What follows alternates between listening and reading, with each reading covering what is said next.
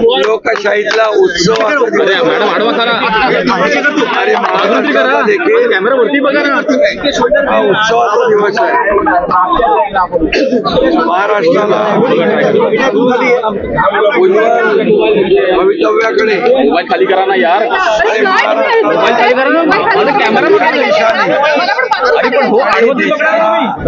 आर्थिक महासत्तेकडे घेऊन जाणारा हा उत्सव आणि म्हणून या उत्सवामध्ये सर्व मतदारांनी सहभागी व्हायला पाहिजे आणि जास्तीत जास्त लोकांनी मतदान केलं पाहिजे, कारण मतदान हे आपलं पवित्र कर्तव्य आहे, हे आपली जबाबदारी आहे आणि म्हणून ती प्रत्येक नागरिकांनी पार पाडली पाहिजे आणि या लोकशाहीच्या उत्सवामध्ये सामील झालं पाहिजे असे माझी सगळ्यांना नम्र विनंती आहे।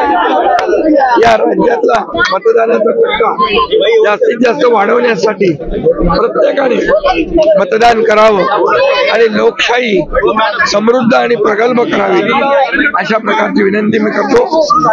खरं म्हणजे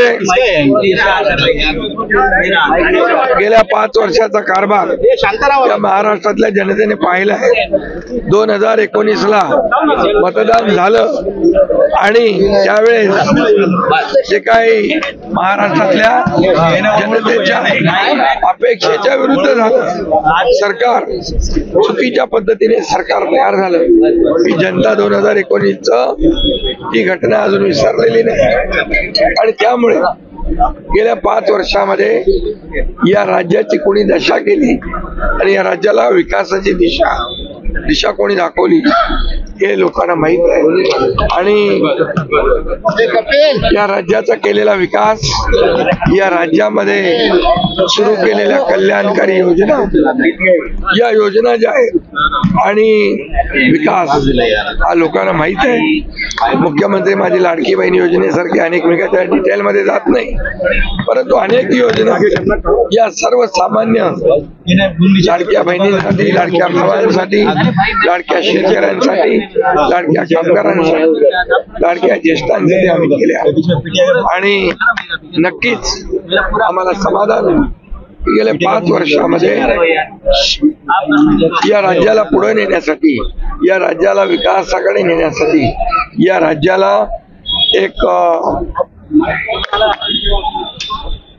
खरं म्हणजे या राज्याचा सर्वांगीण विकास आणि या राज्यातल्या सर्वसामान्य लोकांच्या जीवनामध्ये बदल घडवण्यासाठी या महाराष्ट्राला एक शक्तिशाली राज्य बनवण्यासाठी आम्ही महायुतीने प्रयत्न केलेला आहे आणि मला वाटतं या राज्यातली जनता आज समाधानी आहे। मी स्वतः समाधानी आहे। 2.5 वर्षाचा कार्यकाळ आणि आमचा 2.5 वर्षाचा कार्यकाळ हाही लोकांनी पाहिलेला आहे आणि म्हणून या आजच्या दिवशी या महाराष्ट्रातली जनता भरभरून कामाला मतदान करतील, विकासाला मतदान करतील आणि म्हणून मतदानाचा टक्का, मतदान हे लोकशाहीला प्रगल्भ करणार आहे, लोकशाहीला मजबूत करणार आहे आणि म्हणून सगळ्यांनी मतदान करावं असं आवाहन विनंती मी करतो। सर, आज मतदान का दिवस है सर, किस तरह से आह्वान करना चाहेंगे जनता से? पूर्णपणे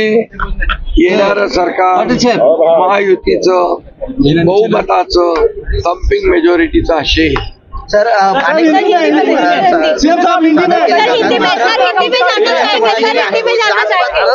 मतदान करा म्हणून आम्ही विकासाला प्राधान्य दिलं, कल्याणकारी योजनांना प्राधान्य दिलं। 2.5 वर्षाचा कार्यकाळ या महाराष्ट्रातल्या जनतेने पाहिलेला आहे।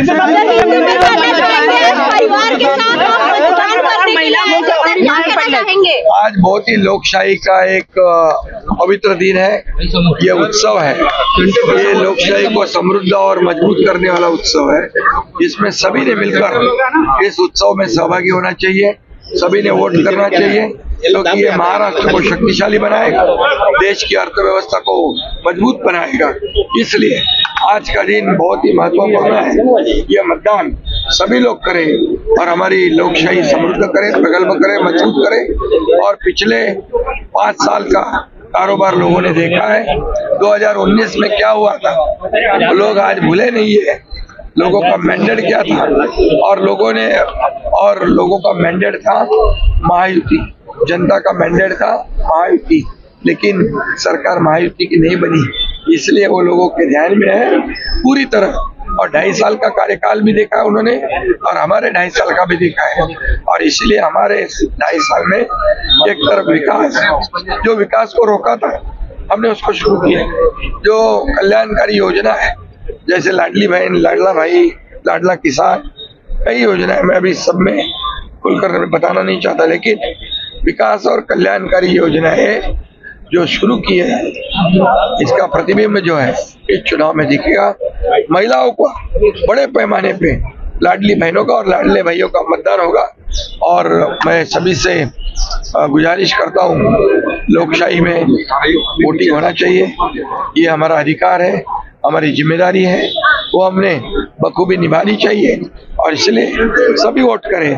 और मुझे विश्वास है 2.5 साल में जो महायुति ने काम किया है, जो कल्याणकारी योजनाएं, जो विकास, उसके बलबूते पे आने वाली सरकार जो है मजबूत पंपिंग मेजोरिटी की, ये महायुति की होगी। Stay ahead with our cutting-edge news app. Instantly access the latest shorts in just 1 minute and breaking news in just 50 words. Download now for a smarter, faster news experience.